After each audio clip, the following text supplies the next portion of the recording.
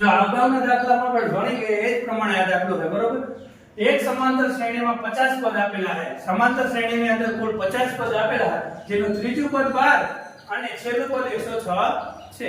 ત્રીજું પદ 12 અને છેલ્લું પદ 106 હોય તો તેનું 29મું પદ શોધો બરોબર।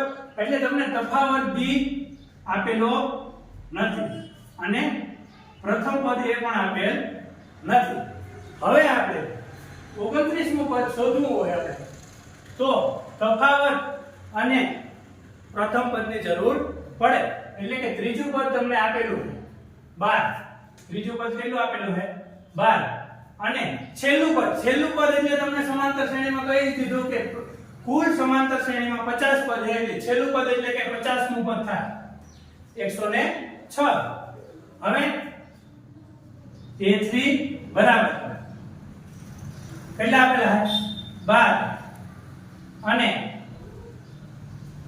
a50 બરાબર 106। હવે a3 બરાબર a plus 2d, a3 બરાબર કેટલા છે 12 બરાબર a plus 2d। આને આપણે સમીકરણ નંબર 1 કહેશું। ત્યાર પછી આપણે 50મું પદ આપેલું છે એ 50 બરાબર a plus જે 50મા પદનું સૂત્ર જે પદની વાત આવતી એના કરતા એક ઓછું 49d। એ 50 કેટલા છે તો કે 106 બરાબર a plus 49d। આને આપણે સમીકરણ નંબર 2 કહીશું। આપણે તફાવત અને એ શોધવો એટલા માટે જે પદ આપેલા હોય એ પદ પહેલા એમનો સૂત્ર મૂકે અને લખી નાખવાનું। ત્યાર પછી આપણે લોપની રીતમાં બંને સૂત્ર મૂકતા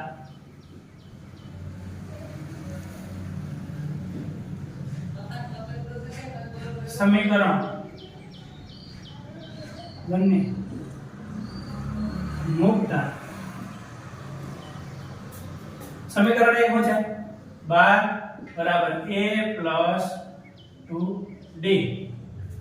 સમીકરણ 2 શું છે 106 બરાબર a plus 49d બરાબર। હવે લોપની રીત એટલે નિશાની બદલશે 106 પ્લસ છે તો માઈનસ થઈ જાય બરાબર a પ્લસ છે તો માઈનસ થઈ જાય 49 પ્લસ છે તો માઈનસ થઈ જાય। હવે 12 માંથી 106 બાદ કરીએ એટલે કે -94 બરોબર -94 a પ્લસ અને a માઈનસ ઉડી ગયા। હવે 2 માંથી 49 d બાદ કરો એટલે -47d। હવે -94 ભાગ્યા -47 બરાબર d। 47 દુ 94 માઈનસ માઈનસ પ્લસ થઈ જાય 47 દુ 94 એ d બરાબર શું મળશે 2 પરંતુ કેવા પ્લસ। હવે આપણે d ની કિંમત સમીકરણ 1 માં મૂકતા d ની કિંમત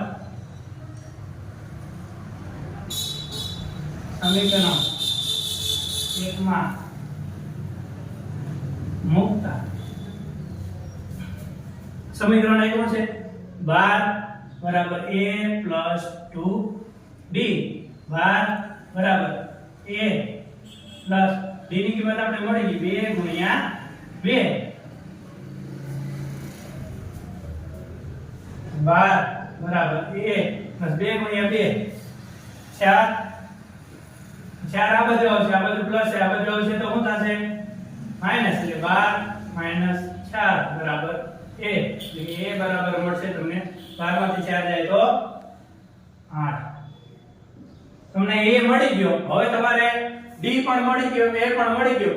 હવે 29મું પદ શોધવાનું હોય તો 29મા પદનું સીધું સૂત્ર મૂકી દેવાનું a 29 બરાબર a plus 28d a 29 બરાબર a plus એ આપણે મળી ગયો કેટલો છે 8 8 plus 28 ગુણ્યા d કેટલો મળ્યો 2 તો a 29 બરાબર 8 plus 28 ગુણ્યા 2 તો કેટલા થશે 32